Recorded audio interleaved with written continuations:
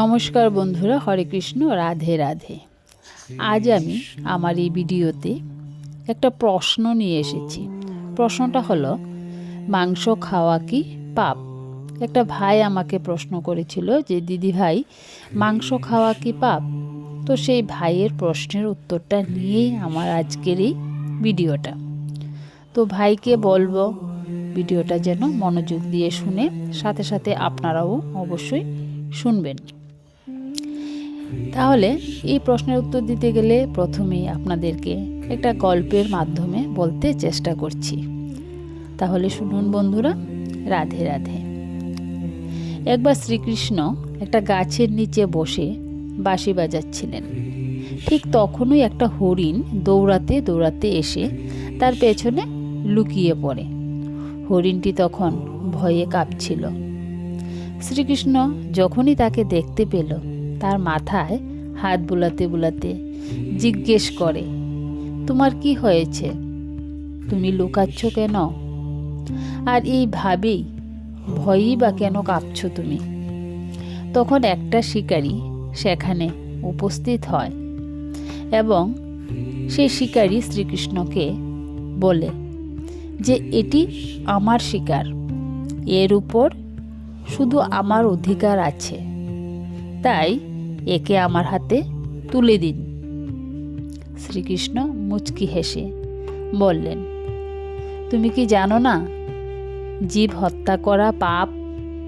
আর তুমি একে হত্যা করে কি পাপী হতে চাও? তুমি কি জানো মাংস খাওয়া পাপ নাকি পূর্ণ? এ কথা শুনে শিকারী তখন বলল, আমি আপনার মতো জ্ঞানী নই। আমি জানি না মাংস খেলে পাপ হয় নাকি পূর্ণ। আমি শুধু এটুকুই জানি যে শিকার করাই আমার কাজ, আর আমি যদি শিকার না করি তাহলে আমি না খেয়ে মরে যাব। তাছাড়া এই প্রাণীকে আমি হত্যা করে একে তার জীবন চক্র থেকেই তো মুক্ত করছি। যতদূর আমি শুনেছি, শাস্ত্রেও মাংসাহারে কোনো নিষেধাজ্ঞা নেই। এমনকি রাজ মহারাজাও শিকার করে থাকে। তাহলে এই পশু শিকার করা বা মাংস খাওয়া শুধুমাত্র কি আমাদের মতো গরিব মানুষদের ক্ষেত্রেই পাপ? হে শ্রীকৃষ্ণ, আপনি বলুন, মাংস খাওয়া পাপ নাকি পুণ্য? শ্রীকৃষ্ণ তখন বুঝতে পারলেন নিয়মিত মাংস খাওয়ার ফলে তার বুদ্ধি ভ্রষ্ট হয়েছে। তখন তিনি ওই শিকারীকে বললেন, এসো, আমি তোমাকে একটা গল্প শোনাই। সেটা শোনার পরে তুমি বিচার করো, মাংস খাওয়া পাপ নাকি পুণ্য।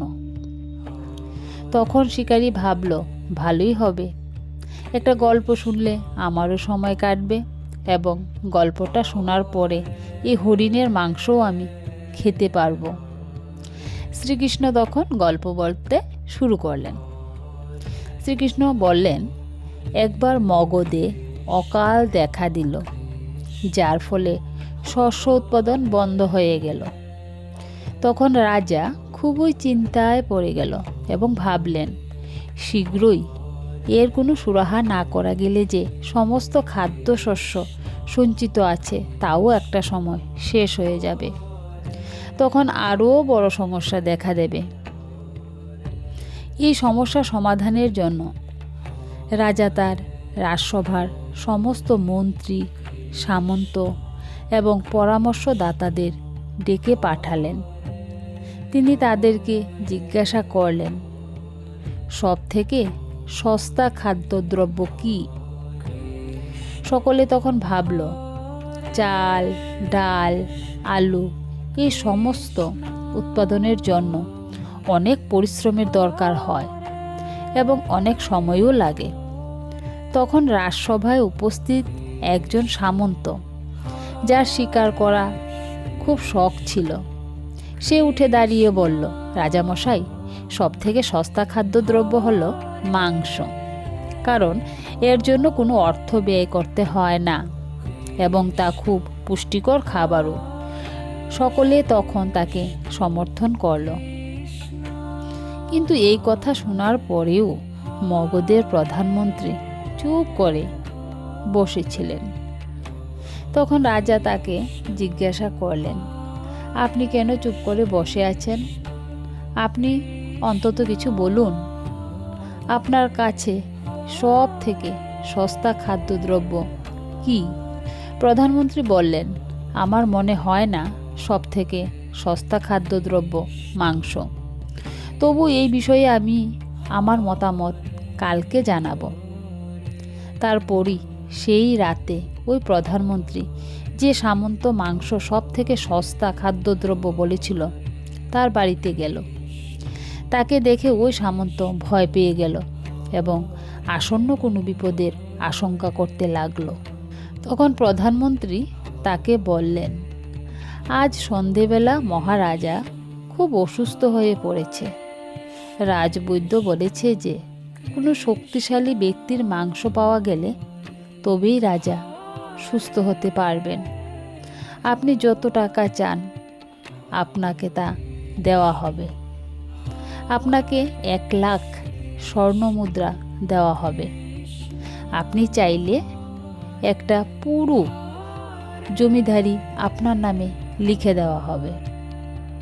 তার বিনিময়ে আপনি শুধু আপনার বুকের থেকে 20 গ্রাম মাংস আমাকে কেটে দিয়ে যেতে দিন।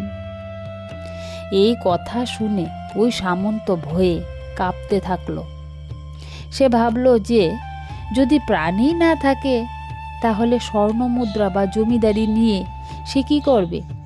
সঙ্গে সঙ্গে সে দৌড়ে ঘরে চলে গেল এবং 1,00,000 স্বর্ণমুদ্রার মন্ত্রীর হাতে দিয়ে বলল, মন্ত্রী মশাই, এই 1,00,000 স্বর্ণমুদ্রা আপনি আপনার 1,00,000 স্বর্ণমুদ্রার সঙ্গে যোগ করে নিন, আর এই 2,00,000 স্বর্ণমুদ্রা অন্য কাউকে দিয়ে তার মাংস নিয়ে নিন।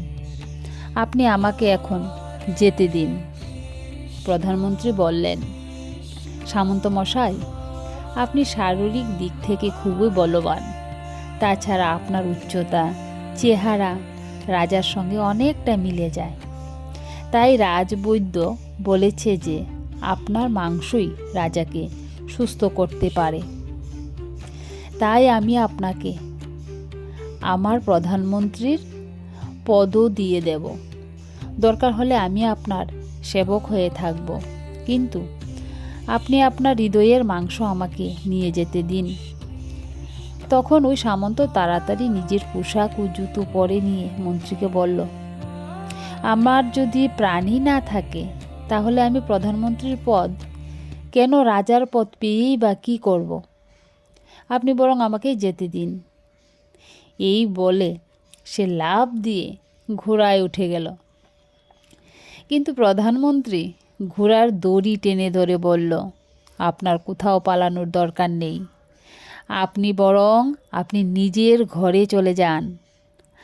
আমি অন্য কোথাও গিয়ে দেখি যে মাংস পাওয়া যায় কি না। এই বলে প্রধানমন্ত্রী সেখান থেকে চলে গেল। তারপর প্রধানমন্ত্রী অন্যান্য সামন্তদের বাড়ি গেল এবং সকলের কাছেই মাংস চাইল, কিন্তু কেউই তা দিতে রাজি হলো না। তার বিনিময়ে তারা সকলেই 1,00,000 থেকে 5,00,000 পর্যন্ত স্বর্ণমুদ্রা প্রধানমন্ত্রীকে প্রদান করল। এইভাবে প্রধানমন্ত্রী প্রায় 1 কোটি স্বর্ণমুদ্রা পেয়ে গেলেন। তারপর তিনি নিজের মহলে ফিরে গেলেন। পরের দিন সকাল সকাল তিনি রাজসভায় চলে গেলেন। সেখানে অন্যান্য সামন্তরা উপস্থিত ছিলেন। তারা সবাই উদগ্রীব ছিলেন রাজার শরীর কেমন আছে তা জানার জন্য। কিন্তু কেউই কাউকে গত রাতের কথা কিছু বলে উঠতে পারছিল না। এর কিছুক্ষণ পরে রাজা আসলেন এবং নিজের রাজসিংহাসনে বসে পড়লেন। সমস্ত মন্ত্রী ও সামন্তরা দেখল যে রাজা তো একদমই সুস্থ আছে, তার তো কিছুই হয়নি।